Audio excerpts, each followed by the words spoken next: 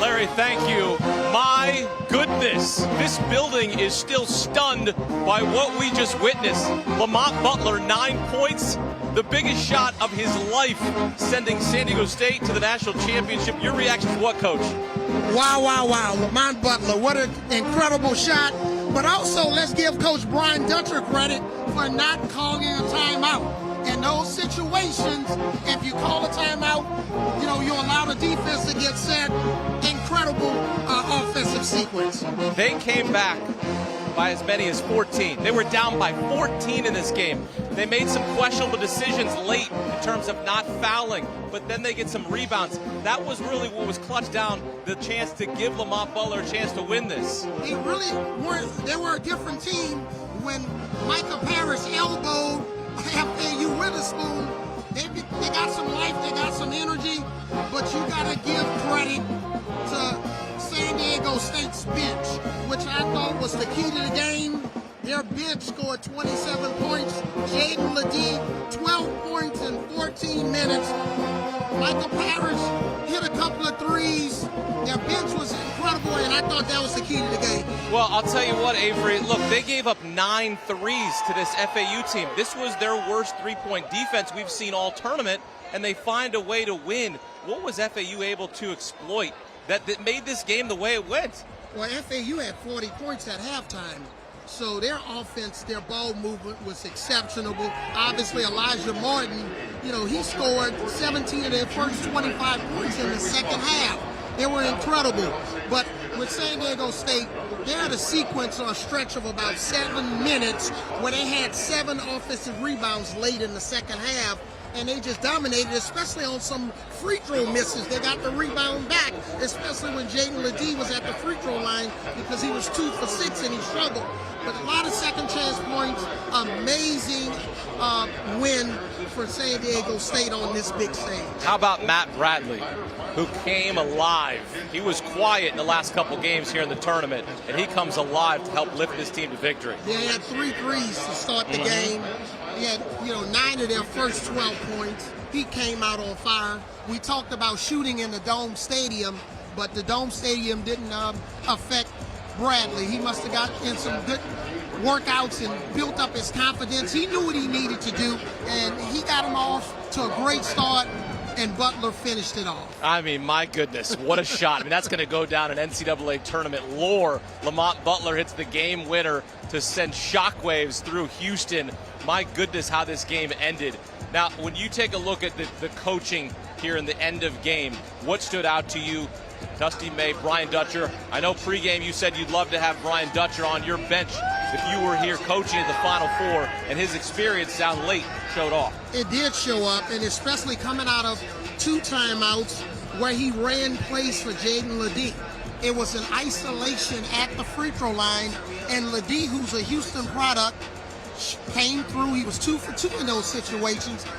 But it was a chess match between 2 outstanding coaches. You really can't be critical of any of them. If FAU had the ball with 10 seconds to go, who knows, they maybe would have, if they would have had another chance, another possession. But it's just a gut-wrenching loss for FAU. But they don't have anything to hold their heads down. They've had an outstanding season. They have 35-4, the most wins in Division I this season. A heck of a season by Dusty May and the 9th-seeded FAU Owls, putting Florida Atlantic on the map. What do you take away from their run to the Final Four? All of the Power 5 schools, things have changed.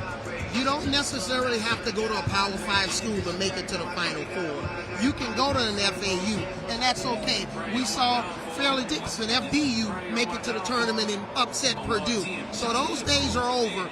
You need to go to a school that fits your talent, where you feel you're going to get the best coaching. The NIL has changed things. The transfer portal has changed. FAU brought back 8 of their top 9 players from last year. They hung in there with Coach Dusty May.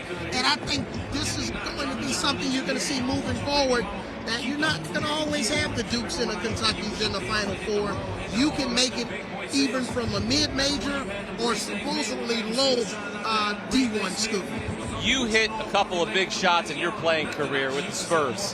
What's that like? Like Lamont Butler right now, how is he feeling? Like, He's the biggest man on campus. He feels like the tallest man in Houston right now. Well, first of all, Butler probably has 250 or more text messages right now. So his life has changed. I know they want to be greedy. They're going to want one more to winner of this next game. But, yeah, his life is going to change forever. I've enjoyed covering the team throughout the regular season. And this was a team, and I told Coach Dutch, I said, hey, you having an Elite Eight Final Four caliber team. He wasn't believing me when they lost to New Mexico at home during the regular season. But now they're playing in a national championship game. It couldn't have happened to a better coach, players, and a program. This game was bonkers because you could have seen it going FAU's way. They got a 14-point lead. They're hitting some free throws down the stretch. SDSU is missing their free throws. They're making some clutch buckets, but that's why this is March Madness at its finest. You can hit a bucket at the end of the game, a big boy bucket, and send your team to the national title game. So you're San Diego State right now, and you've got a chance to watch Miami and UConn coming up here on CBS, streaming live on Paramount+. Which team do you want to see on Monday night if you're SDSU? I believe you want to see the winner. You want to see a drag-out knockout game, you right? want to see a double overtime game, triple overtime. Well, we saw how it impacted Gonzaga against UCLA, and UConn was able to take care of that. Yeah, but both of these teams, Miami, they're averaging 87.5 points over the last 3 games. They've beat some outstanding teams, Texas, Houston, who wanted to be here in the state of Texas, playing in Houston. And then also UConn, they're the most balanced team, I believe, left in the tournament. Do you want a sports network that delivers everything that matters about the game? The highlights, the picks, the instant analysis, no yelling, no fake debates, no politics. Hit the subscribe button and never miss a moment.